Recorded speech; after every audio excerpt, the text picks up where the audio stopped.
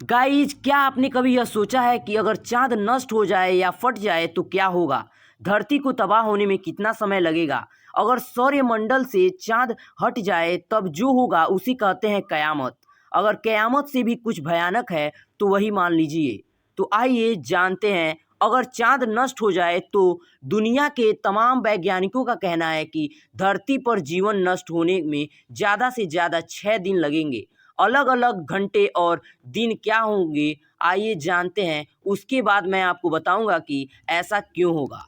पहला दिन, चांद नष्ट हो चुका है। धरती पर अचानक ऊंची ऊंची लहरें उठने लगी हैं। मात्र 5 मिनट में धरती पर जितने भी आइलैंड हैं या समुद्री किनारे शहर इलाके हैं, सब पूरी तरह पानी में तहस नहस हो जाएंगे। लोग कयामत को अपनी आंखों से देखेंगे। अगले 1 घंटे बाद कई शहरों और करोड़ों लोगों को आगोश में ले लहरें शांत हो जाएंगी। अगले 6 घंटे बाद आप सबको पता ही होगा कि चंद्रमा के गुरुत्वाकर्षण की शक्ति की वजह से धरती 23.5 डिग्री एक्सिस पर घूमता है और चांद धरती को इस चित्र में दिखाई गई पोजीशन की ओर होल्ड करता है। और जब चांद ही नहीं रहेगा तब धरती अपनी एक्सिस पर कांपना शुरू कर देगी, क्योंकि गुरुत्वाकर्षण बल चांद भी गायब हो चुका होगा। धरती के घूमने की गति बहुत बढ़ जाएगी, जिसके चलते धरती पर मौसम जल्दी जल्दी बदलना शुरू हो जाएंगे। जहां पर लोग गर्मी से बेहाल थे, कुछ ही मिनटों में वहां बर्फ उठने पड़ने लगेंगे। कंपन की वजह से जगह जगह न मापने योग्य भूकंप आएंगे और ज्वालामुखी फटने लगेंगे। एक दिन मात्र 3 घंटे का ही होगा। यह मैं पहले ही बता चुका हूँ कि जब चांद ही नहीं रहेगा तो धरती की गति, जो चांद के गुरुत्वाकर्षण बल की वजह से धीमी थी, अब वह बढ़ जाएगी। इसके चलते 2 दिन पहले 24 घंटे के होते थे, वह अब मात्र 6 घंटे का होगा। 3 घंटे का दिन और 3 घंटे का रात। कुछ आश्चर्यजनक बातें, बिना चांद की धरती पे मौसम हो जाएगी। अगर कुछ लोग बचे होंगे तो अथाह तकलीफ में होंगे।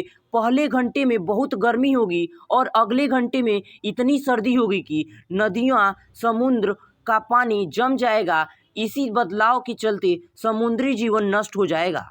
अब इस कयामत के पीछे होने वाले साइंटिफिक कारणों के बारे में पता लगाते हैं। माना जाता है कि किसी समय धरती अकेले ही सूरज का चक्कर लगाती थी, परंतु एक दिन अंतरिक्ष के अनंत फैलाव के बीच में मंगल ग्रह के आकार का कोई ग्रह धरती से टकराया और धरती के कई टुकड़े हो गए और वह टुकड़े धरती से अलग हो अंतरिक्ष में चले गए, लेकिन धरती के गुरुत्वाकर्षण शक्ति के कारण अपनी ओर खींचे रखा। वैज्ञानिकों का कहना है कि हजारों सालों की प्रक्रिया के बाद धरती के भाई चांद यानी चंदा मामा नामक ग्रह बन गया। इसके कुछ सालों बाद ही धरती पर जीवन पनपने लगा। वैज्ञानिकों का मानना है कि चांद के बनने के पश्चात या कारण धरती पर जीवन संभव हुआ। अगर चांद होंद में नहीं आता तो धरती पर जीवन संभव नहीं था। अब आप सोच रहे होंगे कि कैसे चांद के चलते जीवन संभव होगा, जो आप पहले ही ऊपर पढ़ चुके हैं। इसे सिद्ध करने के लिए हमारे पास पर्याप्त सबूत है। इसी बात को समझाने के लिए आओ समझते हैं कि अगर चांद नष्ट हो जाए तो धरती का अस्तित्व क्या है, क्या जीवन तब भी रहेगा? धरती पर मौजूद सभी महासागर को चांद ही कंट्रोल करता है। चांद धरती के चारों तरफ घूमते घूमते समुद्र को अपनी ओर तानता है और इसी के चलते समंदर में पानी ऊपर तक उठता है, जिसे हम लहरें कहते हैं। इसी गुरुत्वाकर्षण शक्ति के कारण टाइटस टाइड यानी ज्वार उठते हैं। हम लोग बहुत बार किसी फिल्म में या समुंदर किनारे देख लहरों को उठना देखते हैं, मगर आप यह सोच लेते होंगे कि यह शायद हवा के चलते हो रहा है। तो आप लोग जान लो कि यह हवा के चलते नहीं, बल्कि धरती से तकरीबन 3,84,400 किलोमीटर दूर अंतरिक्ष में मौजूद चांद के चलते होता है, जो धरती पर मौजूद पानी को अपनी ओर खींचता है। दरअसल देखा जाए तो सूरज भी गुरुत्वाकर्षण शक्ति की वजह से पानी को अपनी ओर खींचता है, मगर दूरी बहुत बहुत ज़्यादा होने के कारण कोई फर्क नहीं पड़ता। चांद जितना धरती से दूर है, सूरज उससे 400 गुना ज़्यादा दूर है। मंगल ग्रह के बारे में एक अति रोचक सच्चाई।